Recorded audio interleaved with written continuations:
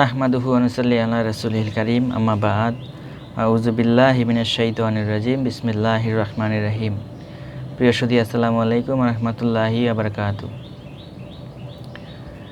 আজকে আমি সুলতানুল হিন্দ আতায়ে রাসূল খাজা বাবা মঈনুদ্দিন চিশতি রাহমাতুল্লাহি আলাইহির এক শিষ্যের এক অলৌকিক কাহিনী নিয়ে আলোচনা করব।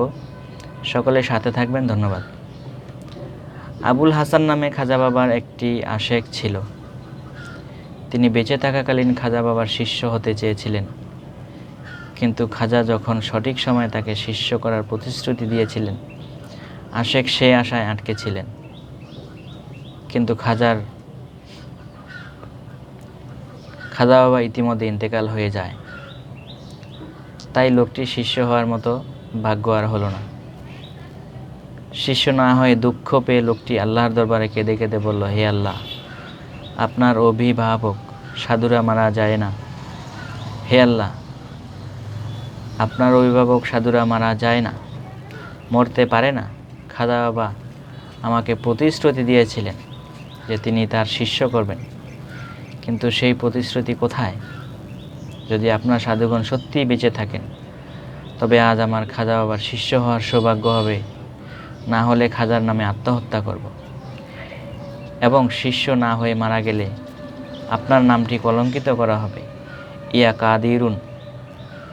লোকটির সত্যিকারের ভালোবাসা দেখে রাসূলুল্লাহ সাল্লাল্লাহু আলাইহি ওয়াসাল্লাম তাকে স্বপ্নে বললেন, হে আবুল হাসান, সাধুরা মারা যায় না বলে আপনার বিশ্বাস দেখে আমি খুব সন্তুষ্ট। আমি প্রতিশ্রুতি দিতেছি, খাজা অবশ্যই তোমাকে মুরিদ করবেন। লোকটি এই স্বপ্ন দেখে খুশি হয়ে আজমির শরীফে গিয়ে তাকে ইয়া খাজা জিন্দা পীর বলে ডাকেন। ডাক দেওয়ার সাথে সাথেই খাজা বাবা তাকে মাজার শরীফ থেকে জড়িয়ে ধরেন এবং হাতের উপর হাত রেখে মুরিদ বানিয়ে নেন।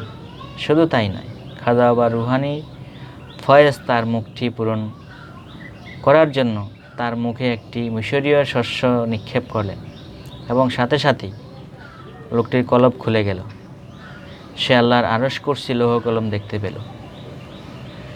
এটি আবারও প্রমাণ করে যে আল্লাহর অলিরা মরে না, তারা রুহানিয়াতে সদাই জীবিত, তারা আধ্যাত্মিকতায় সর্বদা বেঁচে থাকে। মুঘল সম্রাট আওরঙ্গজেব আলমগীর সম্পর্কে আমরা কম বেশি সবাই জানি, কিন্তু একজন প্রখ্যাত আলেম ছিলেন যিনি শরীয়তের বিশেষজ্ঞ ছিলেন।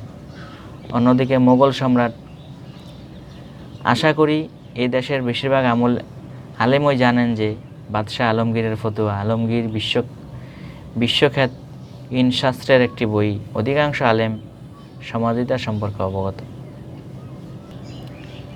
শুরুতে এই রাজা আলমগীর চিশতিয়ার তারিখ খাজা বাবার দরবারে অনেক কার্যক্রমকে শরিয়ার বিরোধী বলে মনে করেছিলেন। তিনি এর বিরুদ্ধে কথাও বলেছেন। একদিন বাদশাহ আলমগীর খাজা গরিবের নওয়াজ আজমিরে এসেছিলেন। রাজা তার উচ্চপদস্থ কর্মচারীদের কাছে ঘোষণা করলেন যে তিনি আজমিরের খাজা বাবার মাজারে গিয়ে তাকে সালাম করবেন। যদি তার অভিবাদনের কোনো উত্তর না পাওয়া যায়, তবে তিনি খাজা বাবার মাজারের আশেপাশে পুরো জায়গাটি মাটির সঙ্গে মিশিয়ে ফেলবেন, অর্থাৎ তিনি মাজার শরীফকে ধ্বংস করে দেবেন। তারপরে বাদশাহ আলমগীর এবং তার রাজকর্মীরা খাজা বাবার মাজারে গিয়ে তাকে উচ্চস্বরে সালাম অভ্যর্থনা জানান। সঙ্গে সঙ্গে খাজা বাবার মাজার শরীফ হতে সালামের জবাব আসে, ওয়ালাইকুম আসসালাম ইয়া হুজ্জতে আলমগীর। কারো মতে তার অভিবাদনের জবাব 3 দিন পরে এসেছিল। সালামের জবাব পেয়ে বাদশাহ আলমগীর তার ভুল বুঝতে পেরে অত্যন্ত অনুশোচনা ও লজ্জা পেয়েছিলেন। ফলস্বরূপ খাজা বাবার বুজুর্গি ব্যাপারে তার আর সন্দেহ রইল না। পরবর্তী রাজা আলমগীর এবং তার সমস্ত বংশধর খাজা বাবার প্রতি অত্যন্ত শ্রদ্ধাশীল হয়ে যান। পরবর্তীকালে সমস্ত মুঘল সম্রাট চিশতিয়া তরিকা প্রচারে সহায়তা করেন। তাই সকলেই বায়াত গ্রহণ করবেন, উলিয়াগণের সহবতে থাকবেন।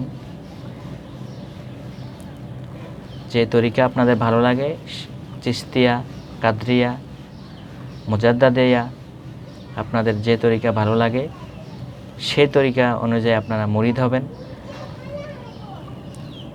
বায়াত গ্রহণ করবেন, পীরের হুকুম মান্য করবেন, মুর্শিদের চরণ স্পর্শ করবেন।